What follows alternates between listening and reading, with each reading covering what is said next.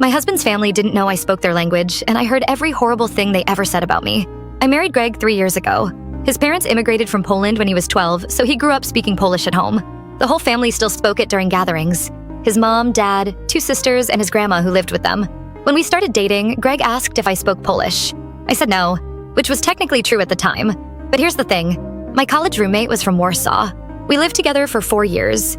She taught me Polish because we were bored and I picked up languages fast. By senior year, I was basically fluent. I never mentioned this to Greg because it never came up again after that first conversation. Then we got serious and I met his family. First dinner at their house, his mom served pierogi. Everyone was nice to my face. Then his mom turned to his dad and said in Polish, "She's too skinny. Looks sickly. She won't give us healthy grandchildren." I just kept smiling and eating. That was year 1. It got worse. Every Sunday dinner, every holiday, every random visit, they talked about me in Polish right in front of me. His sister Kasia said I was lazy because I worked from home. His grandma called me that American girl with no culture. His dad said I was probably just after Greg's money, which was hilarious because Greg was a middle school teacher who drove a beat-up Subaru. The worst was his mom. She told Greg in Polish that he should have married Olivia, his ex-girlfriend from high school. Said it right in front of me while I was helping wash dishes. Greg just laughed and said something like, "Mom, stop." But he never actually defended me. I kept quiet for 3 years. I documented everything in a notebook. Dates, exact quotes, who said what. I filled up 2 whole notebooks. Then Greg's sister Kasia announced her engagement. Big family party at his parents' house. Maybe 60 people showed up. I brought a homemade babka because I'd learned to make it from a YouTube video. His mom took one look at it and said in Polish to her sister, "Look at this pathetic attempt. She thinks she can impress us with store-bought cake." It wasn't store-bought. I'd spent 4 hours making it. Then during dinner, his grandma said to Greg in Polish, "When are you going to find a real Polish girl and fix this mistake?" She pointed at me with her fork. That's when I decided I was done. I stood up, picked up my wine glass, and clinked it with a spoon. Everyone got quiet. Greg looked confused. I started talking in perfect Polish. I said, "Thank you all for the lovely evening. I wanted to share something. For the past 3 years, I've understood every single word you've said about me." His mom's face went completely white. His dad put down his fork. I continued in Polish. "I know you think I'm too skinny, lazy, cultureless, and a gold digger. I know you think Greg should have married Olivia. I know you call me that American girl like it's an insult. I have a notebook at home with 3 years of your comments written down with dates and times." Kasia tried to say something, but I kept going. "I made this babka from scratch. Took me 4 hours. Your mom called it store-bought within 5 seconds." I pulled out my phone and opened the Photos app. Here's pictures of me making it this morning, timestamps included. The room was dead silent. Greg just sat there staring at me. I learned Polish from my roommate in college. I've been fluent for 7 years. I never told Greg because it didn't seem important. Then I met all of you and realized it was better to just listen. His grandma started saying something in Polish, but I cut her off. "No, I'm not done. You want to know what's actually pathetic? Talking about someone in another language when they're standing right there? That's coward behavior." I looked at Greg. "Did you know your mom wants you to leave me for your ex?" She said it 47 times. I counted. Greg's face was red. He opened his mouth, but nothing came out. I grabbed my purse. "I'm going home. Greg, you can stay here or come with me. Your choice." I walked toward the door.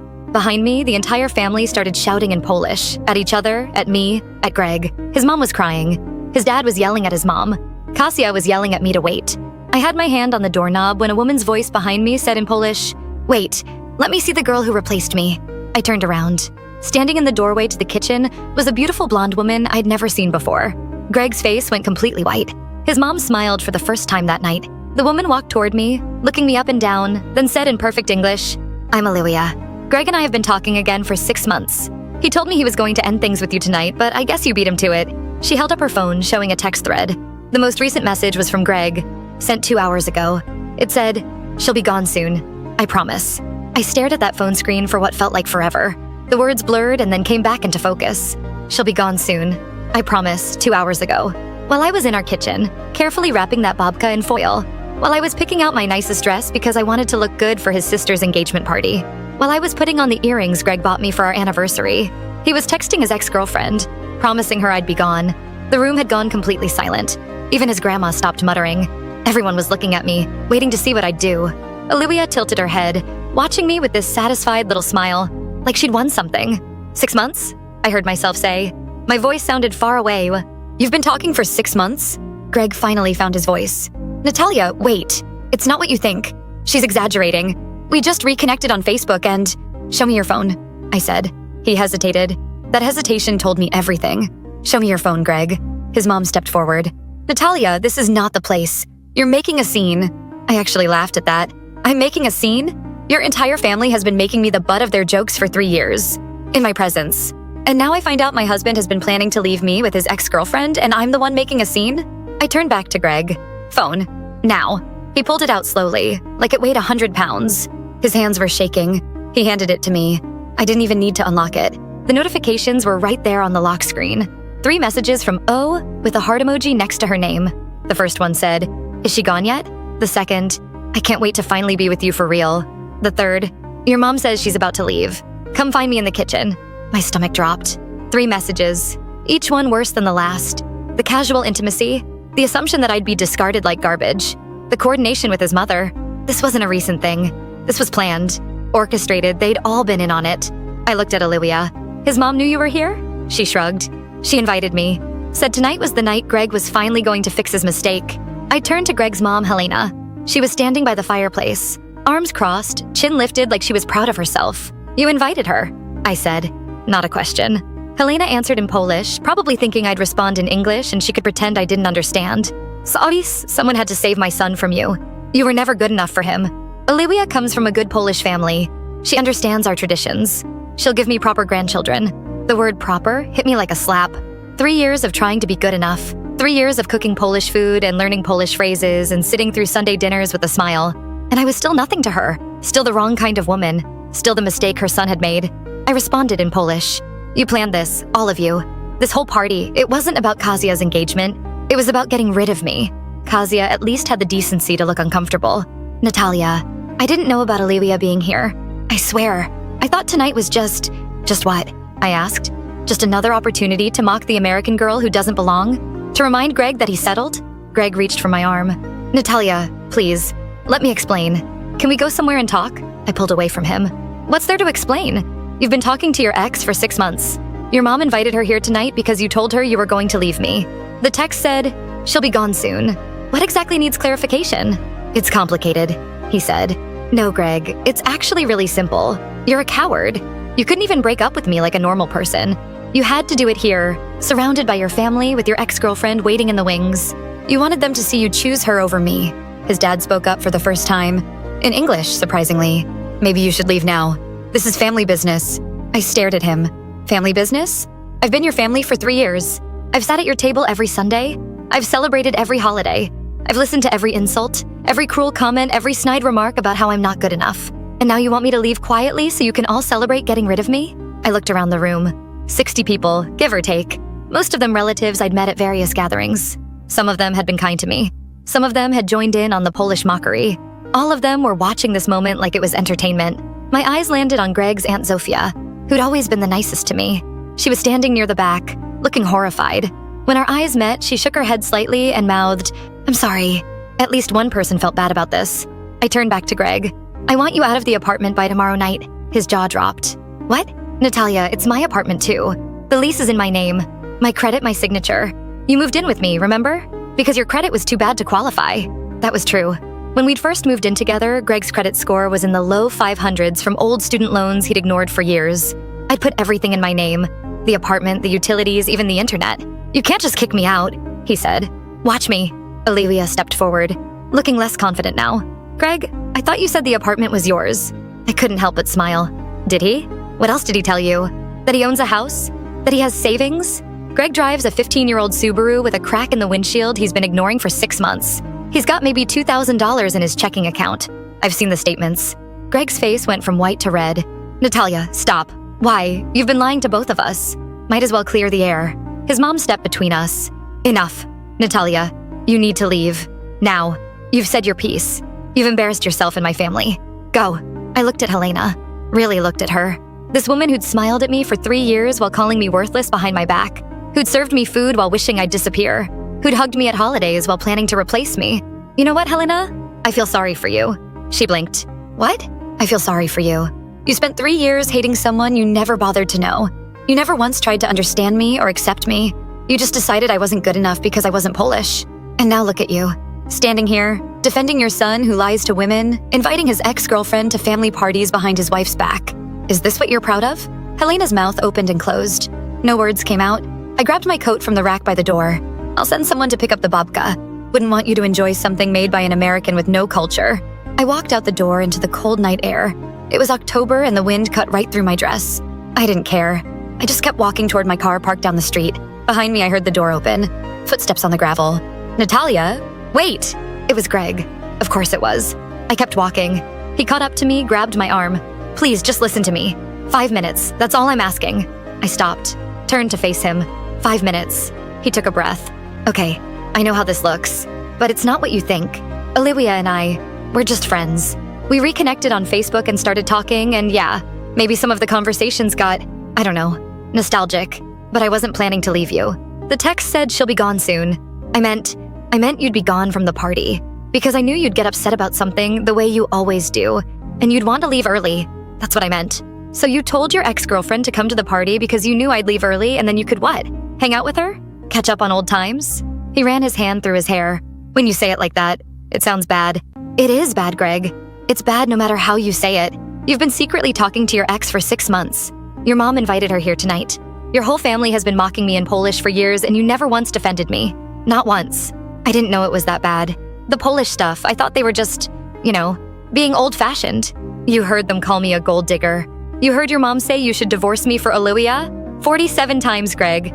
You heard it and you just laughed it off. I thought you didn't understand. And that makes it okay? My shout echoed down the quiet suburban street. A dog started barking somewhere. Greg took a step back. No, it doesn't. I know that. I didn't know how to handle it. My mom she's a lot. And I thought if I just ignored it, eventually she'd come around. 3 years? You thought ignoring it for 3 years would work. I know it sounds stupid. It doesn't sound stupid, Greg. It sounds like you're a coward who is too scared to stand up to your mommy. His face hardened. That's not fair. Not fair? You know what's not fair? Sitting through dinner after dinner, hearing your family call me worthless, and having to smile because I thought at least my husband loved me. At least he didn't think those things. But the whole time you were letting them say it. You never once told them to stop. You never once said, hey, that's my wife you're talking about. You just laughed and changed the subject. I was trying to keep the peace. There was no peace to keep, but they hated me from day one. And instead of defending me, instead of being on my side, you were texting your ex-girlfriend and making promises about me being gone. The front door of his parents' house opened again. This time it was Olivia. She walked toward us, her heels clicking on the sidewalk. Greg, your mom wants to know if you're coming back inside. I looked at her, really looked at her. She was beautiful, tall, blonde, blue eyes. The kind of woman who probably never had to fight for anything in her life. The kind of woman Helena wanted for her precious son. He's all yours, I said. Olivia's confident expression faltered. What? I said he's all yours. Take him. You two deserve each other. I turned to Greg. I want you out by tomorrow night. You can pick up your stuff between 5 and 7 p.m. If you're not there, I'll put it on the curb. Natalia, come on. We can work this out. 3 years of marriage, 3 years of lies, 3 years of your family treating me like garbage, 3 years of you being too weak to stand up for me, and now 6 months of you sneaking around with your ex. There's nothing to work out. I got in my car, started the engine, and drove away. In my rearview mirror, I could see them standing there together, Greg and Olivia, his family's dream come true. I don't remember much of the drive home. I was operating on autopilot, my brain still trying to process everything that had happened. 1 minute, I was at an engagement party, ready to confront my in-laws about their years of insults. The next minute, I was finding out my husband had been planning to leave me so. I pulled into the parking garage of our apartment building, sat in the car for a long time. 10 minutes maybe. 20? I don't know. My phone kept buzzing. Greg, his mom, his sister, numbers I didn't recognize. I turned it off. When I finally went upstairs, the apartment felt different, emptier somehow, even though nothing had physically changed. Same couch we'd picked out together, same photos on the walls, same everything, but it all felt like a lie now. I walked through each room like I was seeing it for the first time. The bedroom where we'd slept every night, the kitchen where we'd made breakfast together on weekends, the spare room we'd talked about turning into a nursery someday. A nursery. God, we'd actually talked about having kids. I sat down on the edge of our bed and finally let myself cry. I cried for the marriage I thought I had, for the husband I thought I knew, for 3 years of hoping things would get better with his family, for all the Sunday dinners where I'd smiled through their cruelty, for every time I'd told myself it was okay, that they'd come around eventually, that Greg loved me even if his family didn't. I cried until my chest hurt and my eyes were swollen, and I couldn't cry anymore. Then I got up, splashed water on my face, and started planning. The first thing I did was take photos of everything in the apartment. Every piece of furniture, every appliance, every item in every drawer and closet. I documented it all, because I knew what was coming. The arguments about who owned what, who paid for what, who got what in the end. I wasn't going to be caught off guard again. The second thing I did was go through our joint accounts. Greg didn't know this, but I had all the passwords. I'd set up the accounts after all. His credit was too bad to open them himself. I didn't touch any money. That would look bad in a divorce. But I screenshotted every transaction, every balance, every statement. I wanted a record of exactly how much was in each account before he could try to move anything. The third thing I did was call in sick to work the next day. I needed time. Time to think, time to plan, time to figure out what the hell I was going to do next. I fell asleep on the couch sometime around 3 a.m., still in my party dress. I woke up to someone pounding on the door. It was 9 a.m. The pounding was loud, insistent. "Natalia, open the door. We need to talk." Greg, of course. I didn't move, just lay there, listening. "Natalia, I know you're in there. Your car is in the garage. Please just let me in. I stayed at my parents' house last night. I didn't sleep at all. Please." More pounding. "Come on, Nat, this is ridiculous. It's my apartment too. You can't just lock me out." I got up, went to the door, and looked through the peephole. Greg was standing there in the same clothes from last night. He looked terrible. Unshaved, dark circles under his eyes, hair sticking up in all directions. Good. I opened the door but left the chain on. "What? Can I come in? Please? I just want to talk." "We talked last night. You lied to me for 6 months about talking to your ex. Your mom invited her to the party so you could dump me in front of everyone. What else is there to discuss?" "It wasn't like that. I swear, I didn't know Olivia was going to be there. My mom did that on her own. But you've been texting her for 6 months." He looked down. "Yeah, I have." "Were you sleeping with her?" "No, God no, we just talked, that's all. I swear on my life nothing physical happened." "Then why did your text say she'll be gone soon? Why would she think you were planning to leave me?" He was quiet for a long moment. "Greg, because I told her I was unhappy. I told her things weren't good between us. I told her I was thinking about ending it." There it was. The truth. "When? What? When did you tell her you were thinking about ending it?" "A few months ago. While I was helping you deal with the insurance claim after your car got broken into. While I was covering more than half the rent because your school had budget cuts. While I was doing your laundry and cooking your meals and being your wife. It's not that simple, Nat. It's exactly that simple. I was here, being your partner, and you were on your phone telling your ex-girlfriend that you wanted out. I was confused. Things have been hard. You've been distant since the stuff with my family. Because your family treats me like garbage." He flinched.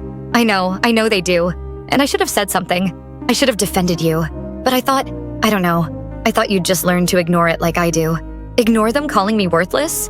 Ignore them saying I'm too skinny to have children? Ignore 47 instances of your mom suggesting you divorce me? When you list it all out, it sounds horrible. Yeah, because it is horrible. And you let it happen. For 3 years. While secretly complaining to your ex about how unhappy you were. He pressed his palm against the door. "What do you want me to say, Natalia? I messed up. I know I did. But we're married. Doesn't that count for something?" It counted for something to me. Apparently not to you. I started to close the door. He stuck his foot in the gap. Just wait. Can we at least try counseling? Something? I don't want this to be over." I looked at him through the crack in the door. This man I'd loved for 5 years. Married for 3. This man I'd defended to my friends when they said he wasn't good enough. This man I'd built a life with. You should have thought about that before you started texting Olivia. I made a mistake. One mistake. It wasn't one mistake. It was 6 months of mistakes. Every single day for 6 months, you chose to keep talking to her instead of talking to me. Every time your family said something cruel about me, you chose to stay silent. Every time you could have been honest with me about how you were feeling, you chose to tell her instead. I was scared. I didn't know how to bring it up. So you were going to what? Just let me find out at your sister's engagement party? Let your mom parade Olivia in front of me and watch me figure it out? He didn't answer. His silence was answer enough. "I want you out by 7 tonight. Don't be late." I shut the door, put the chain back on, walked back to the couch and sat down. My phone was still off. I didn't turn it on. I knew it would be full of messages. From Greg, from his family, probably from mutual friends who'd heard some version of what happened. I wasn't ready for any of that yet. Instead, I made coffee, took a shower, put on real clothes, and then I called my best friend Tessa. "Hello? Tess, can you come over? I really need you right now." She was at my door in 20 minutes. Tessa was the kind of friend everyone needs, but few people are lucky enough to have. We'd met in grad school, bonded over our shared hatred of a particularly pretentious professor, and had been inseparable ever since. She took one look at me and pulled me into a hug. "I saw the texts from Greg. He's been blowing up our group chat all morning. What the hell happened?" I told her everything. The 3 years of Polish insults, the notebooks I'd filled with their cruel comments, the Babka incident, the confrontation, Olivia showing up, the text messages, all of it. By the time I finished, Tessa's face was a mix of fury and disbelief. "Are you kidding me? His mom actually invited the ex-girlfriend to the party?" Apparently they'd been planning it for a while. Greg told Olivia he was going to end things with me. His mom was just helping things along. That's psychotic. That whole family is psychotic. They're not psychotic, they're just Polish. Tessa gave me a look. Don't do that. Don't make excuses for them. Cultural differences don't explain actively trying to break up your son's marriage. She was right. I knew she was right. We sat in silence for a while. Tessa made us both cups of tea, chamomile, the good stuff she kept for emergencies. I wrapped my hands around the warm mug and tried to organize my thoughts. Can I ask you something? Tessa said. Sure. Did you really have no idea about Olivia? Not even a hint? I thought about it. Really thought about it. There were things I ignored, I admitted. Greg was protective of his phone the last few months, always turning it face down on the table, taking calls in another room. I told myself it was work stuff, parent conferences, school drama, whatever. But it wasn't. It wasn't. And the thing is, I think I knew. Some part of me knew, but I didn't want to believe it, you know? Because if I believed it, then I'd have to do something about it. And doing something felt too hard. Tessa reached over and squeezed my hand. That's not weakness, Nat. That's being human. Is it? Because it feels pretty pathetic right now. You spent 3 years trying to make something work that was designed to fail. His family set you up from day one. They decided you weren't good enough before you'd even said hello. Nothing you did was ever going to change their minds. Then why did I keep trying? Because you loved him. Because you believed in marriage. Because you're the kind of person who doesn't give up. She paused. Those aren't bad qualities. They're actually really good qualities. They just got exploited by really bad people. I thought about all the Sunday dinners, all the effort I'd put into learning Polish phrases, cooking Polish food, understanding Polish traditions. I tried so hard to fit into a family that had already decided I didn't belong. And Greg had watched me try. He'd watched me struggle. He'd watched me fail.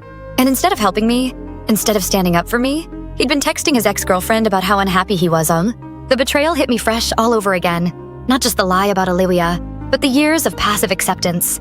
All those times he could have said something, done something, been on my side, and he'd chosen silence instead. So what are you going to do? She asked.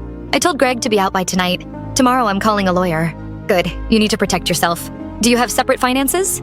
I shook my head. We have joint accounts for most things, but I took screenshots of everything last night. I know exactly how much is in each account. Smart. What about the apartment? Lease is in my name. He can't fight me on that. Tessa nodded approvingly. Okay, so you have the apartment. What about his stuff? He can take whatever belongs to him. The furniture is mostly mine. I had it before we got married. The TV is his. Some books, his clothes. That's about it. And if he tries to take more? I documented everything last night. Photos of every single item. Tessa smiled for the first time since she'd arrived. Look at you, thinking ahead. I'm proud of you, Nat. I didn't feel like someone to be proud of. I felt like someone whose entire life had just imploded. What am I supposed to do now, Tess? I'm 32 years old and my marriage is over. Everything I thought I knew was a lie. First you survive today, then you survive tomorrow. That's all you have to do right now. One day at a time. We spent the next few hours making a list. Things I needed to do. Cancel joint credit cards, change passwords on shared accounts, contact a divorce lawyer, update emergency contacts at work, tell my parents, God. They'd been so happy when I married Greg. My mom especially. She'd always worried that I'd be alone. Do you want me to be here when he comes to get his stuff? Tessa asked. Would you? I'm not going anywhere. At 5 p.m. sharp, there was a knock on the door. Greg was back, this time with Kazia, his sister. I opened the door but didn't step aside. Why is she here? Kazia held up her hands. I'm just here to help carry things. I swear. I'm not going to make trouble. I looked at Greg. You have 2 hours. Your stuff is already boxed up in the bedroom. Take what's yours and leave. He walked past me without a word. Kazia followed, shooting me an uncomfortable glance. Tessa and I sat in the living room while they moved boxes. Neither of us spoke. The sound of drawers opening and closing echoed through the apartment. At one point, Greg came out carrying a lamp. This was a wedding gift. From my aunt. It stays. Natalia, it stays, Greg. He put the lamp down and went back to the bedroom. By 6:45, they'd loaded everything into Greg's car. Books, clothes, his gaming system, a few kitchen items I'd agreed to let him have. It all fit in his beat-up Subaru with room to spare. Standing in the doorway, Greg looked like he wanted to say something. He kept opening his mouth, then closing it again. Just go, I finally said. I never meant to hurt you. And yet here we are? He nodded slowly, turned, walked down the hallway. Kazia lingered for a moment. For what it's worth, she said quietly. I didn't know about Olivia. I knew my family was harsh about you, but I didn't know about the rest of it. I'm sorry. Sorry doesn't fix 3 years of cruelty. I know.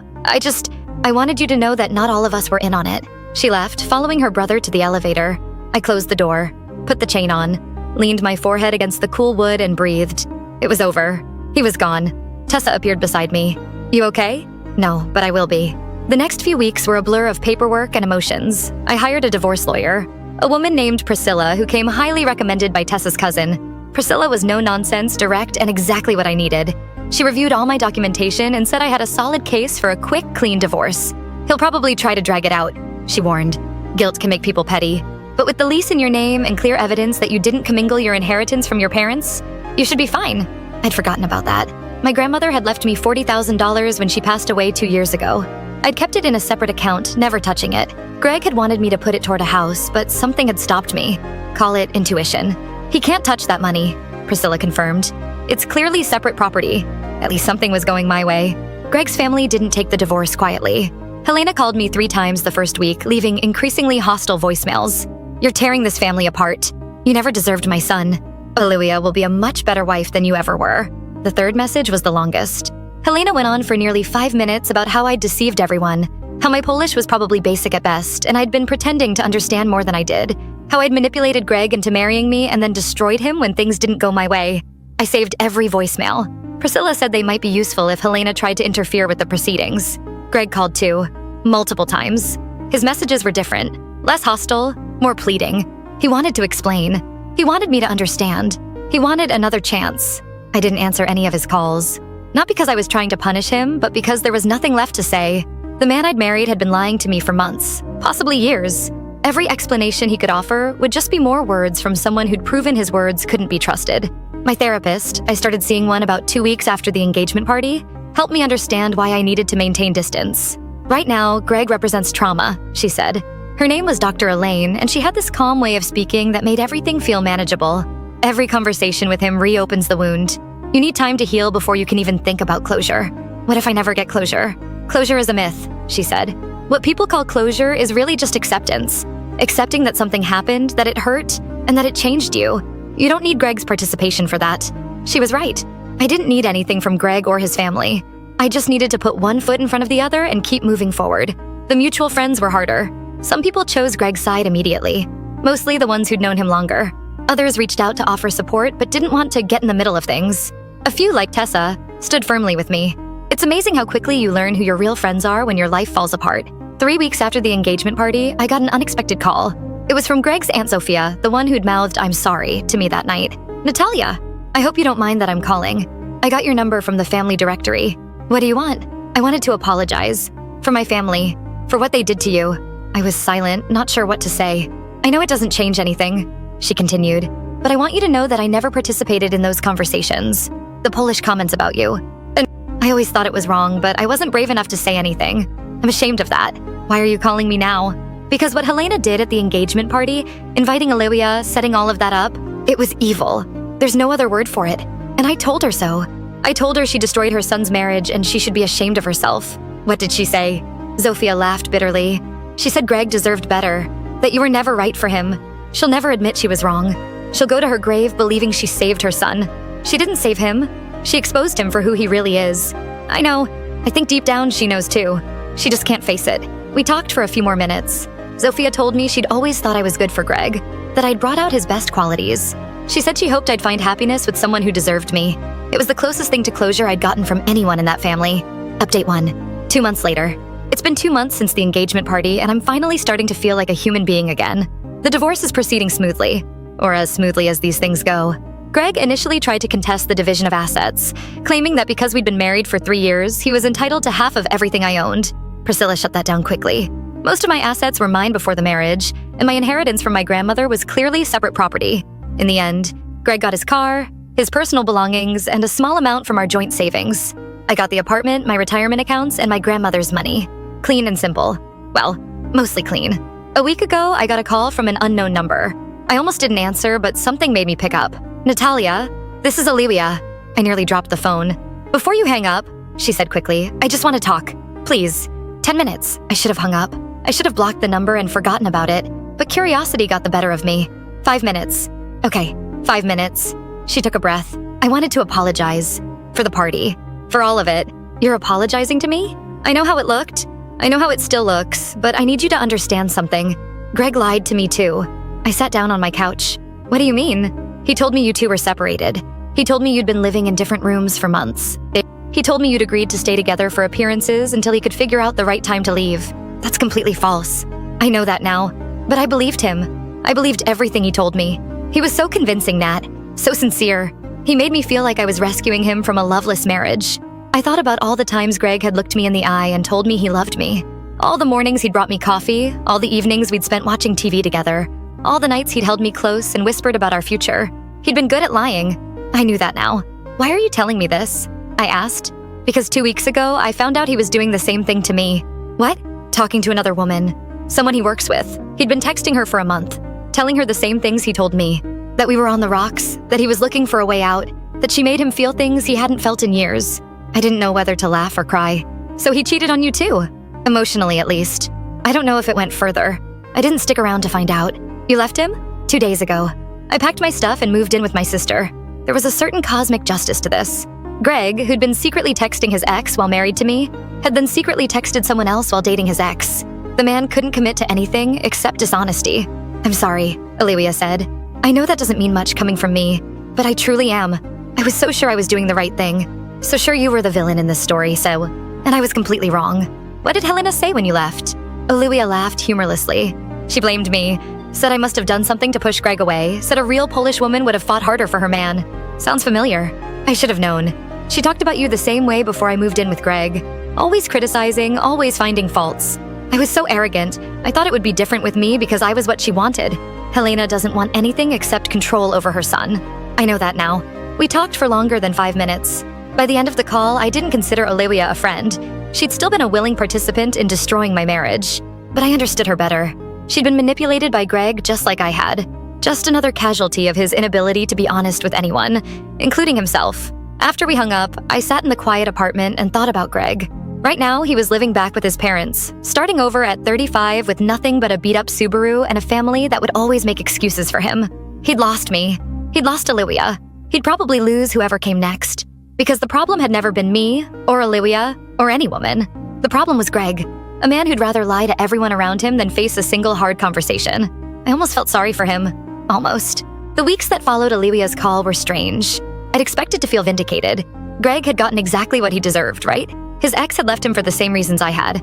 He was alone, living with his parents, probably hearing his mom tell him that the next woman would be the one. But vindication wasn't what I felt. Mostly, I just felt tired. Tired of thinking about Greg. Tired of analyzing what went wrong. Tired of being defined by my failed marriage. I threw myself into work. I'm a data analyst for a healthcare company. Not glamorous, but stable and intellectually satisfying. My boss, a woman named Renata, noticed the extra hours I was putting in. Everything okay? She asked one afternoon, going through a divorce. I said, no point in hiding it. I'm sorry to hear that. Take whatever time you need. We can be flexible with your schedule. I didn't take time off. I didn't need time to sit and think.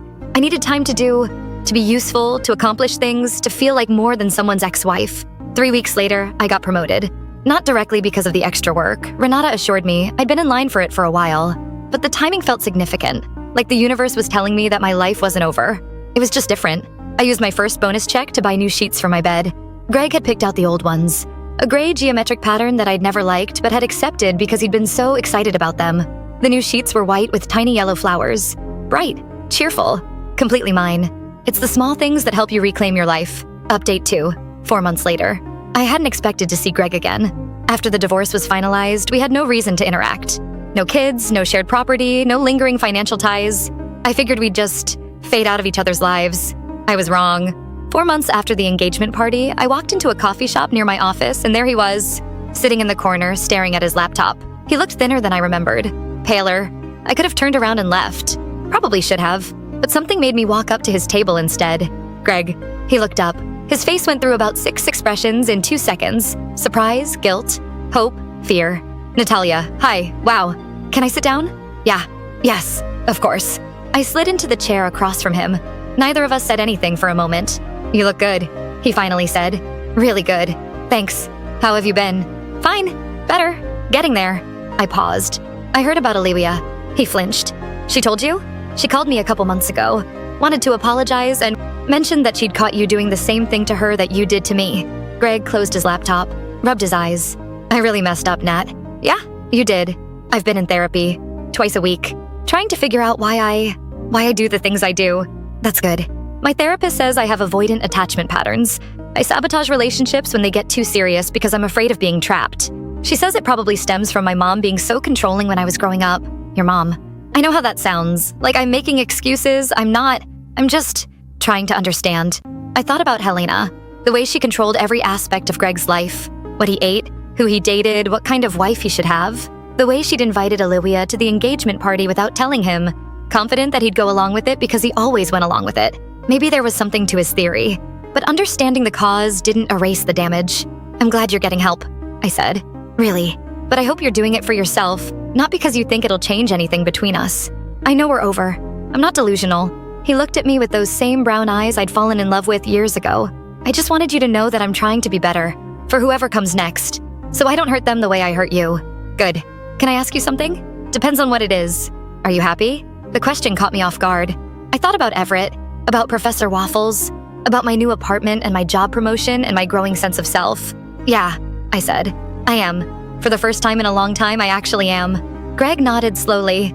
Something flickered across his face. Regret, maybe. Or just sadness. That's good. That's really good. He paused. I'm sorry, Nat. I know I said it before, but I mean it. I'm sorry for all of it. I know. And I know sorry doesn't fix anything. It doesn't. But I needed you to hear it anyway. I looked at him. This man who'd been my husband, my partner, my everything. This man I'd built dreams around. This man who'd let me down in every way that mattered. You know what the hardest part is? I said. What? The hardest part isn't the lying or the cheating or even your family's cruelty. The hardest part is looking back and realizing I never really knew you. The man I fell in love with, the one who brought me flowers for no reason and stayed up late talking about our future, was he even real? Or was he just a version of yourself you were trying to be? Greg was quiet for a long moment. I think I wanted to be him, he finally said. That version, the good husband, the person you deserved. But wanting to be someone and actually being them are different things. Yeah, they are. We sat in silence for another minute. Then I stood up. Take care of yourself, Greg. You too, Nat. I left without looking back. It wasn't the dramatic confrontation I might have fantasized about in the early days. No yelling, no accusations, no tears. Just two people who used to be everything to each other, acknowledging that they were nothing now. It was sad, but it was also freeing. That night, I went home and thought about our conversation for hours. I'd gotten what I needed. Not closure exactly, but something like acceptance. Greg was who he was. He wasn't going to magically become a different person. And I was done waiting for transformations that were never going to happen. The next morning, I woke up and went for a run. First time I'd exercised in weeks. The air was cold and my lungs burned, but by the end I felt more like myself than I had in months. That became my routine. Wake up, run, shower, work, come home, cook something healthy, go to bed at a reasonable hour. Repeat. It sounds boring. It wasn't boring. It was rebuilding. Every small healthy choice was a brick in the foundation of my new life. Life moved forward. I started dating again. Carefully, slowly. A guy from my gym named Bennett asked me out for drinks. He was nice but boring. A woman from my building named Celia invited me to dinner. She was interesting, but we had no chemistry. A coworker's friend named Harlow sent me flirty texts for weeks before we finally met up. He was cute but couldn't stop talking about his ex. Dating after divorce is weird. You're not the same person you were before. You notice red flags you would have missed. You protect yourself in ways that sometimes feel excessive. You wonder if you'll ever be able to trust anyone again. Tessa told me I was being too picky. My therapist, yes, I started therapy too, told me I was being appropriately cautious. My mom told me I should be grateful that any man was interested at all. I tried to ignore all three of them and just trust my own instinct. 6 months after the engagement party, I went to a housewarming party at Tessa's new apartment. She'd finally moved out of her shoebox studio and into a real one-bedroom with actual closet space. There's someone I want you to meet, she said, pulling me toward the kitchen. His name is Everett. He works with my boyfriend. He's recently divorced too. I think you'd really hit it off. Tess, I don't need to be set up. I know you don't need to be. But he's cute and smart and genuinely one of the good ones. Just talk to him for 5 minutes. If you hate him, you never have to see him again. She was so excited that I couldn't say no. Everett was standing by the counter, pouring himself a beer. He was taller than I'd expected, with dark curly hair and a nervous smile. When Tessa introduced us, he shook my hand a little too firmly. Sorry, he said immediately. I'm bad at parties. I tend to overcompensate with aggressive handshakes. I laughed. I once knocked over an entire table of appetizers at a work event because I was trying to wave at someone. We all have our party disasters. An entire table? Shrimp everywhere. I still can't eat seafood without feeling phantom shame. He grinned. And just like that, we were talking. I learned that Everett was a high school English teacher who loved science fiction and terrible puns. His wife had left him 2 years ago for her yoga instructor. He had a golden retriever named Professor Waffles. He'd grown up in a small town in Oregon and still called his parents every Sunday. He wasn't Greg. He wasn't the opposite of Greg either. I'd learned that wasn't the goal.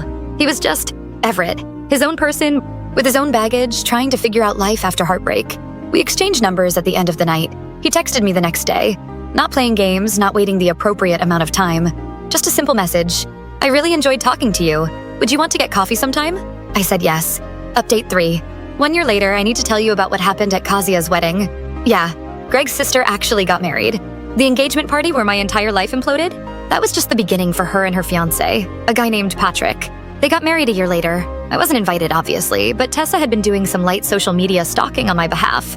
Just keeping tabs on the family, she said. Know your enemy. So she saw when Kazia posted about the wedding date and venue. I didn't plan to think about it much. Why would I? That family had nothing to do with me anymore. But then a week before the wedding, I got a letter. An actual physical letter. Handwritten, delivered to my apartment. It was from Zofia, Greg's aunt, the one who'd called to apologize months ago. Dear Natalia, it began. I know this is unexpected. I'm writing because something has happened, and I believe you deserve to know about it. The wedding next weekend will be more eventful than anyone anticipates. Helena has arranged for Greg to give a speech, and she's helped him write it. The speech includes some unkind things about you. Helena wants to use the occasion to clear the family name and blame you publicly for the divorce. I've tried to convince her this is wrong, but she won't listen. I believe you should know what's being planned. I'm sorry I can't do more. Zofia. I read the letter 3 times. Then I called Tessa. You're not going to believe this. Tessa came over immediately. She read the letter, then threw it on the coffee table in disgust. Are you kidding me? She's going to use her daughter's wedding to trash talk you? That woman is genuinely unhinged. It's Helena. I'm not surprised. What are you going to do? I thought about it. My first instinct was to do nothing. Let them say whatever they wanted. I didn't need to defend myself to people I'd never see again. But then I thought about all those years of sitting quietly while they mocked me. All those Sunday dinners where I smiled and nodded and pretended not to understand their cruelty. All those moments where I chose peace over truth. Empty? Look where peace had gotten me. I have an idea, I said. The wedding was on a Saturday at a venue outside of the city, a restored barn that had become popular for rustic chic ceremonies. I didn't go inside, obviously, but I didn't need to. Tessa had a friend who worked as a server at the catering company. For a modest fee, this friend was willing to record the speeches and send them to us in real time. At 7:42 p.m., my phone buzzed. A video file. Greg was standing at the microphone, looking uncomfortable in a suit that didn't quite fit. Helena was beaming from the head table. I want to talk about love, Greg began. Real love. The kind my sister and Patrick have found. He paused. I thought I had that once, but I was wrong. Some people aren't capable of real love. They're too selfish. Too American. Light laughter from the crowd. My ex-wife. Some of you met her. She didn't understand our family, our traditions. She thought she could pretend to be one of us by learning a few Polish words, but she never really belonged. She was always looking for something to criticize, something to complain about. I watched Helena nodding along, a satisfied smile on her face. When she left, she tried to take everything I had. She tried to turn people against me. She even tried to turn my own mother against me. More nodding from Helena. But here's what she didn't understand. Family is everything. Family sticks together. Family forgives. He raised his glass. To Kasia and Patrick, may you find the real love that some of us never could. The video ended. Tessa was staring at me. That lying piece of... Wait, I said. I'm not done. I pulled up the email I drafted earlier that week. Attached to it were screenshots of Greg's text messages to Olivia. Screenshots of his messages to the woman he'd cheated on Olivia with. The audio from our divorce proceedings where he'd admitted under oath to emotional infidelity. And finally, a copy of the 2 notebooks I'd filled with 3 years of his family's Polish insults, translated into English, with dates and witnesses. I'd sent this email to every address I could find connected to the wedding party. Kasia's wedding website had an RSVP function that collected email addresses. Over 200 contacts. The email had been timed to send at 7:45 p.m., 3 minutes after Greg's speech was scheduled to end. Subject: the real story of Greg Kowalski's divorce. The body of the email was clear and factual. No emotion. No editorializing, just evidence. I learned from 3 years of documentation that the truth speaks loudest when you let it speak for itself. I included screenshots of Greg's text messages to Olivia, complete with timestamps showing they began while we were still living together as husband and wife, screenshots of his messages to the other woman, the one he'd started texting while dating Olivia, audio from our divorce proceedings where Greg, under oath, admitted to emotional connections with multiple women during our marriage, a transcript of his speech at Kasia's wedding, obtained through the server where he called me selfish and too American. And finally, I'd say the translated contents of my 2 notebooks, 247 pages of documented insults from his family over 3 years. The email ended with a simple statement. I stayed silent for 3 years while this family insulted me to my face. I tried to leave quietly when the marriage ended, but since they've chosen to use a wedding celebration to publicly lie about me, I believe the guests deserve to know the truth. Natalia. Tessa was watching me with wide eyes. You didn't. I did. Natalia, that's... She started laughing. That's the most savage thing I've ever witnessed. I'm done being the bigger person. I was the bigger person for 3 years. I was quiet, I was polite, I documented everything and never said a word. And they still used Kazia's wedding to trash me. So now they can all read exactly what happened. Every single guest. My phone started buzzing. Texts from numbers I didn't recognize. Is this Natalia? I just received your email. I'm Patrick's cousin. I had no idea about any of this. This is Agnieszka from the bride's side. I always thought something was wrong with how that family talked about you. Now I understand. Natalia, this is Marek. I used to work with Greg. He told us you were crazy and left him for no reason. I'm sorry I believed him. And then, the one I'd been waiting for. A text from a number I recognized. Kasia, how could you do this?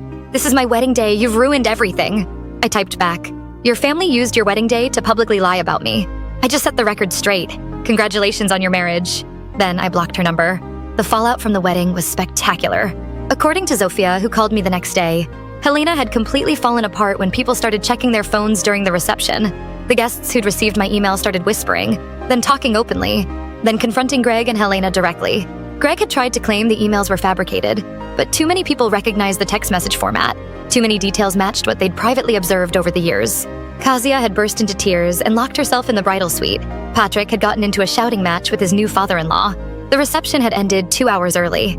It was chaos, Zofia said, with what sounded like barely suppressed glee. Absolute chaos. Helena kept screaming that you'd ruined everything.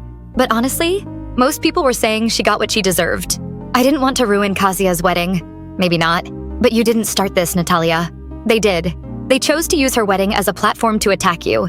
You just responded.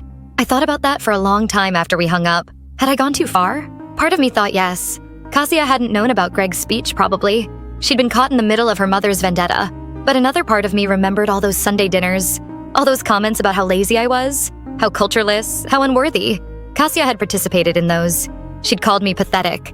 She'd laughed at her mother's jokes. She wasn't innocent. None of them were. A month later, I moved. Not far, just a different neighborhood. But I wanted a fresh start. New apartment, new coffee shops, new grocery store, places where no one knew my history. Everett helped me carry boxes up 4 flights of stairs. We'd been dating for 6 months by then. Official, exclusive, meeting each other's parents official. He knew everything about the Greg situation. I'd told him on our 3rd date, figuring he might as well know what he was getting into. His response had been simple. That family sounds terrible. And for what it's worth, I would never let anyone talk about you like that. Not even my own mom. It was such a small thing. Such an obvious thing. But after 3 years with Greg, it felt revolutionary. You okay? Everett asked, setting down a box of books. You've been quiet, just thinking about how different things are now. Good different? I looked around my new living room. Boxes everywhere. Afternoon light streaming through the windows. Professor Waffles sprawled on my new couch, shedding golden fur on the yellow flower sheets I'd washed and kept. Yeah, I said. Good different. Final update. 2 years later. It's been 2 years since the engagement party where my marriage ended. 2 years since I stood in front of Greg's entire family and finally spoke the truth. I'm sitting in my apartment, a different one now. Bigger, with a balcony that catches the sunset. Writing this update because something happened today that made me realize the story is finally over. I saw Helena. I was at the grocery store debating between 2 types of olive oil when I heard someone say my name. I turned around, and there she was. Greg's mother. The woman who'd spent 3 years trying to destroy me and then blamed me when it worked. She looked older, thinner. The confident woman who'd presided over Sunday dinners and orchestrated ex-girlfriend ambushes was gone. In her place was someone who looked tired and small. Natalia, she said again. I didn't expect to see you here. I live in this neighborhood now. Oh, she clutched her shopping basket like a shield. I heard you'd moved. We stood there awkwardly for a moment. 2 people who'd once shared holiday meals and now had nothing to say to each other. How is Greg? I asked. I didn't really want to know, but the silence felt unbearable.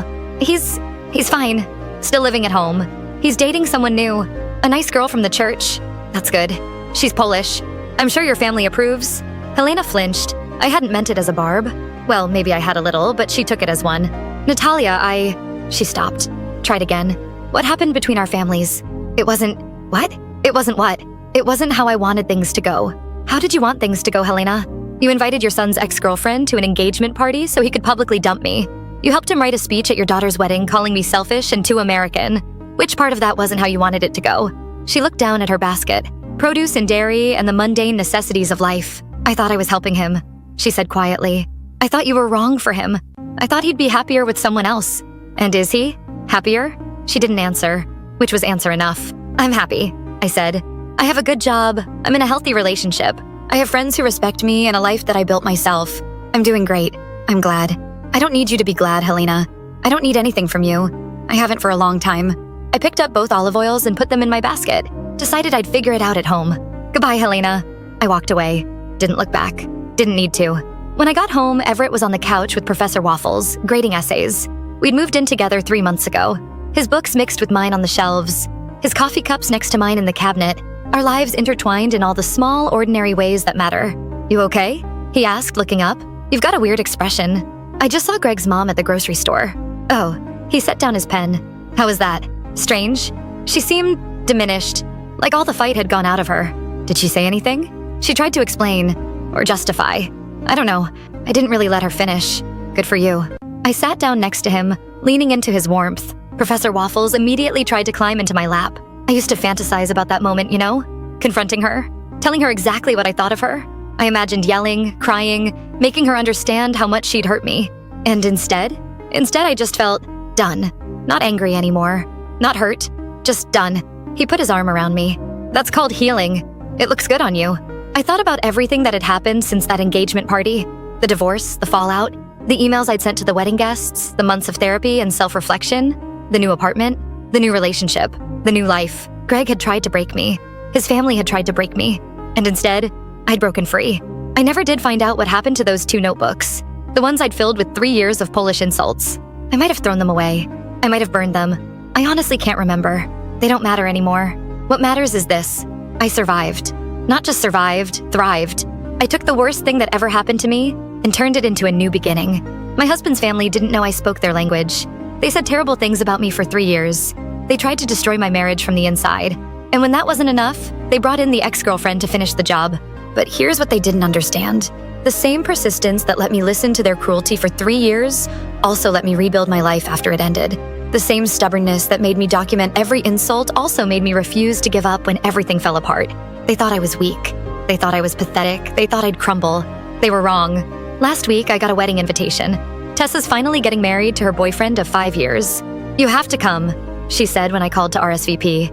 You literally have to. I've already told my coordinator that if you're not in the front row, the whole thing is canceled. I'll be there. With Everett? With Everett. Good. I need someone to help me translate if any of his Polish relatives start saying weird things about me behind my back. I laughed. They won't. His family is normal. Yeah, but just in case. You never know with in-laws. She was joking, but she had a point. You never do know. That's the scary part of loving someone. You're not just choosing them, you're choosing everyone who comes with them. But here's the thing I've learned. You can't control other people. You can't make them accept you or respect you or treat you the way you deserve. All you can control is how you respond. I spent 3 years hoping Greg's family would change. They didn't. They never would have. The only thing that changed was me. I got stronger, strong enough to walk away, and that made all the difference. Everett proposed last month. It wasn't fancy. We were cooking dinner together, nothing special, just pasta and salad, when he turned off the stove and said, can I ask you something? Sure. He wiped his hands on a dish towel, took a deep breath, then got down on one knee. My heart stopped. I knew what was coming, but somehow I still wasn't prepared. He pulled out a ring, a simple diamond on a silver band. Not flashy, not expensive looking, just perfect. I know you've been through this before, he said. His voice was steady, but I could see his hands trembling slightly. I know you have reasons to be scared.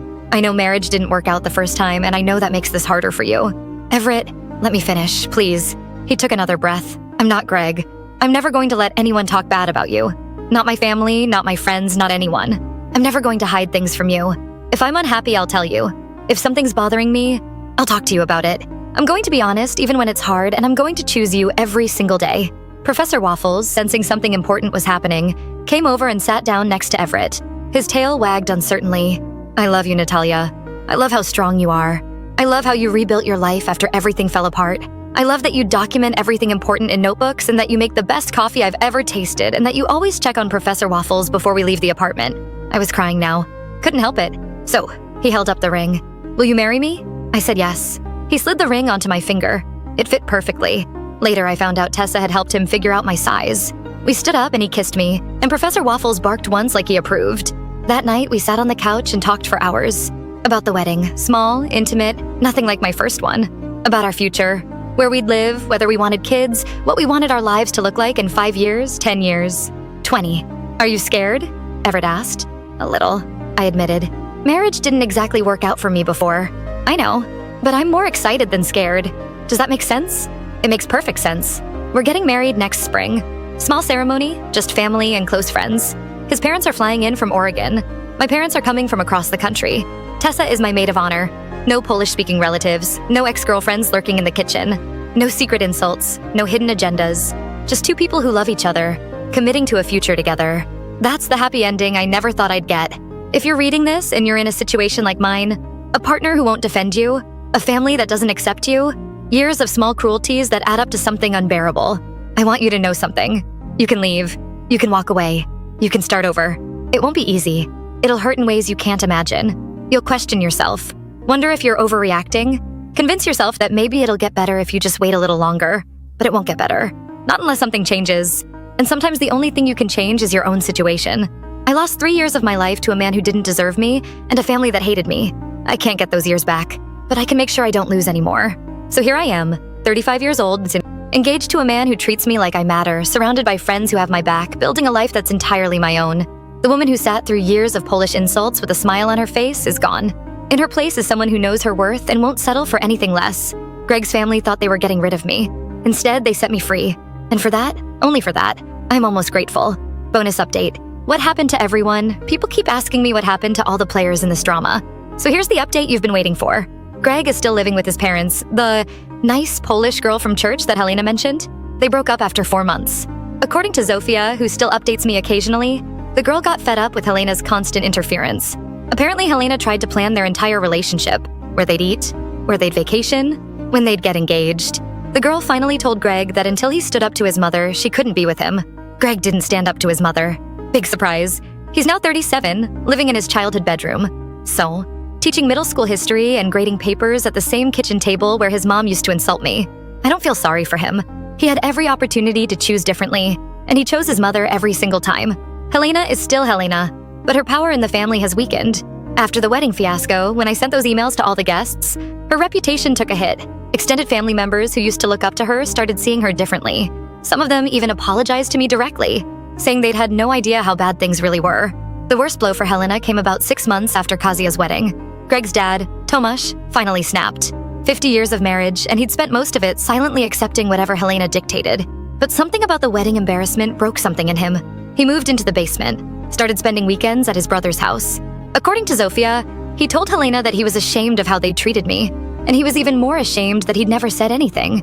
They're still married. Divorce isn't really done in their family, but they live like roommates. Tomasz eats dinner in the basement. Helena eats dinner in the kitchen. Greg eats dinner wherever seems least uncomfortable, which changes by the day. Kazia and Patrick are still together. Their marriage survived the wedding disaster. Barely. Patrick's family was furious about the whole thing, and there were some tense holidays for a while. But eventually things calmed down. Kazia never reached out to apologize to me. I didn't expect her to. She's her mother's daughter, after all. Some patterns are hard to break. The one silver lining, I heard from Zofia that Kazia has been pushing back against Helena more lately, standing up for herself, setting boundaries, refusing to participate in the endless criticism sessions. Maybe watching what happened to her brother's marriage scared her. Maybe she doesn't want to end up like him. Olivia landed on her feet. Last I heard, she'd moved to a different city and started fresh. She reached out to me one more time, about a year after she left Greg. Said she wanted to thank me for being gracious when she'd called, and that talking to me had helped her see things clearly. I wished her well. I meant it. She wasn't my enemy, she was just another person Greg had deceived. We both deserved better than him. As for my family, they've been amazing through all of this. My mom cried when I told her what had really been happening at those Sunday dinners. She'd known something was wrong, she said. She'd seen how tired I looked after visiting Greg's family, but she hadn't wanted to interfere. I should have asked, she said. I should have paid more attention. It's okay, Mom. I didn't tell anyone what was happening. How could you have known? My dad was less verbal about it, but he showed up in his own way. He drove 6 hours to help me move into my new apartment. He built me a bookshelf from scratch, painted it yellow to match my new bed sheets. He hugged me when he left and said, "I'm proud of you, kiddo." Those 4 words meant more than any speech he could have given. And Tessa. God, I don't know what I would have done without Tessa. She was there for every breakdown, every angry rant, every 2 a.m. phone call when I couldn't sleep. She never once told me to calm down or get over it or see things from Greg's perspective. Your feelings are valid, she said. Your anger is valid. Feel whatever you need to feel. That's what a real friend does. They don't try to fix you or manage you or minimize your pain. They just sit with you in the darkness until you find your way back to the light. There's one more thing I need to tell you. Remember those notebooks I mentioned? The ones where I documented every Polish insult for 3 years? I found them last week. They were in a box I hadn't unpacked yet. One of those boxes that follows you from apartment to apartment without ever being opened. I sat on the floor and read through them, page after page of dates and quotes, and my own careful handwriting. September 15th, Helena said I looked too skinny for childbearing. Zofia was present. October 3rd, Grandma called me that American girl for the 15th time. Greg laughed. November 22nd, Kasia said working from home wasn't a real job. Helena agreed. December 25th, Christmas dinner. Helena told Greg in Polish that she'd prayed for him to find someone better. I was sitting 3 feet away. 247 pages. 2 notebooks front and back. 3 years of cruelty. Meticulously recorded. I thought about burning them, making some kind of symbolic ritual out of it, releasing the past, letting go, moving on. But then I had a different idea. I typed up every single entry, organized them by date, by person, by type of insult, created a document that was 47 pages long. Then I sent it to Greg. No message, no explanation, just the document. His response came 3 hours later. I had no idea it was this bad. I didn't write back, because here's what I realized. Greg always knew. He heard those comments. He was there for every dinner, every holiday, every random visit. He chose not to acknowledge it. He chose to stay silent. He chose to prioritize his mother's comfort over his wife's dignity. I had no idea isn't an apology. It's an excuse. And I'm done accepting excuses from people who had every opportunity to do better. Everett asked me once if I had any regrets. Regrets about what? I asked. About Greg. About the marriage. About all of it. I thought about it for a long time. I regret staying as long as I did, I finally said. I regret hoping things would change when they clearly weren't going to. I regret all the energy I spent trying to win over people who had decided to hate me before they even met me. But I don't regret the experience. Everything that happened, it made me who I am now. It taught me what I want in a relationship, what I won't tolerate, what I deserve. I never would have found you if I hadn't gone through that. He kissed my forehead. I'm glad you found your way to me. Me too. Update from 2 weeks ago. The wedding planning is going well.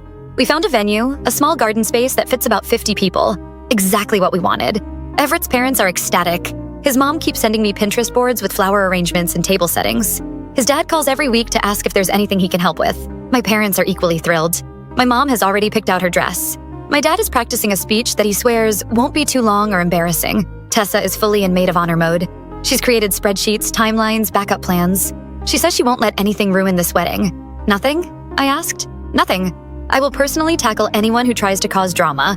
I've been doing CrossFit. I can take them. I believe her.